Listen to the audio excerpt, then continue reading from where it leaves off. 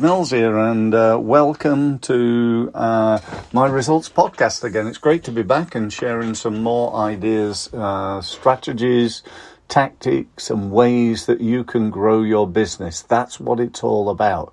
Now today I want to talk to you about I don't know whether they are the keys, but certainly three keys, three things that if you did would help you make more money and help you be more successful and help you to grow your business. So sit back, relax, enjoy, and above all, make sure that you use what you learn, because you're going to spend probably about 10 minutes, something like that, perhaps 15 if I go on and on, which I can do. And I really want you to make sure you get good value from it. So you might want to go and get yourself a pen and a piece of paper or something to write with so you can take some notes. So, three keys, three secrets to being successful in business. It doesn't really matter what your industry is. I think probably all three really apply. So number one is be different. Be different. If you're the same as everyone else, then people will buy the cheapest. If you're perhaps a coach, an advisor, a solicitor, an accountant, people make their mind up, often based on things like, well, he or she seems a nice person, or perhaps they're a little bit cheaper than somebody else, or more convenient. But if you can demonstrate in your business, in your products, in the way you brand yourself and your business, and perhaps the way you market yourself or even sell your services, then being different is a real key, I think. Certainly, in my industry, and as a business growth advisor, coach, being different is paramount. There are over 30,000 coaches in the country. And, being able to pick the right one for anybody must be a nightmare, because how do you really know? Because there's nothing tangible to see. It's just really based on results. So we want to make sure, or I want to make sure when I'm doing my marketing, that I can define why I'm different. So that's number one. It's how are you different to somebody else? What I've managed to do, I think, is, if you ask me how I'm different, I'd say, well, I've spent 27 years doing this. That would be a differentiator. How I've learnt about it is definitely different. I didn't go to university. I didn't come what I'd call the normal route. I'd never worked in corporate world. What I have done is spent over £150,000 of my own money learning from the greatest marketers, salespeople and business growth experts in the world. And what I do is I teach what I've learnt from them. And I've put it all into a program I call Results Mastery. And you might want to take a look at that on my website. So number one then is be different. Number two is to become a specialist and not a generalist. If I said to you, I'm an accountant, I've got 10 years experience, and let's say, I don't know, you ran a hotel. You ran a hotel, and you're in the hotel industry, and I came to you and I said, I'm an accountant, I've got 10 years experience, I work with small businesses, would you like to hire my services? You'd make a decision on that. Obviously, you would have more of a conversation with that. But based on my 10 years experience working with small businesses. Or what about if I said, I'm an accountant, I've got 10 years experience working in the hotel industry as an accountant, helping hotel owners with their accounts. Before that, I ran my own hotel, which I eventually sold for 2.5 million. Would you like to hire my services? So I've got two questions for you. One is fairly obvious, actually. Which one would you hire? chances are you're saying the second one, obviously, because that person's got experience helping people like me. And before that, he actually was somebody like me who was very successful and sold his hotel for 2.5 million. So, yeah, I'd like to learn from this person and have this person as part of my team. Second question's this. How much more would you pay for the second one?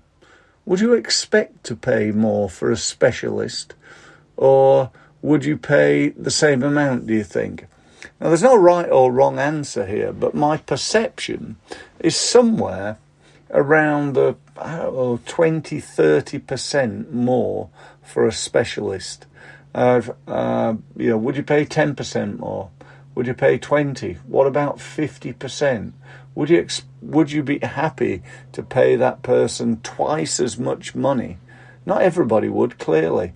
But, you can see the value, can't you? So that's number 2. Become a generalist. Don't become a generalist, become a specialist and not a generalist. Yeah, I got that a little bit mixed up there, didn't I? Next one is work on getting people to know, like, and trust you. Not only you, but also your services and your company. When I decide to buy IT hardware, computers and things like that, there's only one place I would, I think, ever go. As long as I could afford it, that is, at least. And that is Apple. You never get me using anything else. I've got an Apple phone, I've got an iPad, I've got iMacs, I've got MacBook Pros, and if Apple decided to go into the car market, I'd probably get an Apple car or an Apple TV or an Apple anything. I'm a real big fan of the company. I think they're great, and I love their products. And so, but the question is really, how do you do that?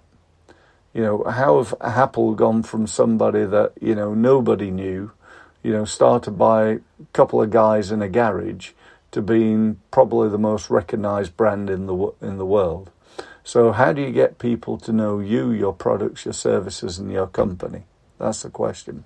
Well, from a marketing point of view, obviously, we could do a day's seminar or probably a week seminar on this. But essentially, the keys, I suppose, are things like social media. Getting yourself on social media, getting people to know, like, and trust you. How do you do that? Well, you get yourself on social media, and you do so in the right way. Well, I'll talk about that in a minute. You get yourself on LinkedIn. You get yourself out there networking, meeting people. The more people you can meet, the better. You get videos, and people can listen to you. Perhaps you do a podcast like this. That's what I'm doing now, isn't it? I'm getting people to know, like, and trust me. This will be listened to by over 7,000 people. Can you believe that? It's now all over Amazon Music and iTunes, and it's on about 30 odd different radio stations and so on and so forth. So, I'm getting myself out there using podcasts to do that. I was listening to a lady today who said that she got 500,000 viewers. 500,000, that's like a lot more than me. But I'm working on it. I'm getting there. So, I've got more than most, not as many as some, clearly. Exhibitions. I can do exhibitions. And again, I can get myself in front of people. I can communicate with people by email consistently, at least every week. I can call people on the phone, etc., etc. The key word to this, for me, is consistency, and that, I think, is the most important one. So I'm going to break the 3 down, if I may, and just talk to you a little bit about, firstly, getting people to like you That I think is really, really important. So how do you do that? How do you get people to like you? Firstly, we need to think about the words you use in all of the things I've just mentioned, whether that's on social media, LinkedIn, networking, exhibitions, emailing, blah, blah, blah. Yeah, we've got to make sure if I'm talking and saying things that don't make sense or aren't of interest to people, you're not going to like me. If I'm saying it in a boring way where people think, oh, I'm not listening to that bloke, he's waffling on about something and not of interest. So again, I lose my audience. So that's really important. The second one is how you say those words in person, on video or on a webinar. So again, it's not just about the words, but if they're the spoken words, it's about the enthusiasm and the passion in the voice, the feeling of empathy, the fun in it, and that's really important. Again, the next one, body language. If this is in person, on a video, on a webinar, you've got to come across in the right way. You've got to make good eye contact. On a video, people listen to words, yeah, sure, but they also listen to how those words are said, and even more importantly is the body language of people. And the last two I've got in my list here is just to be nice and to be fun. People like people who are nice. If you're nice to other people, they'll be nice to you.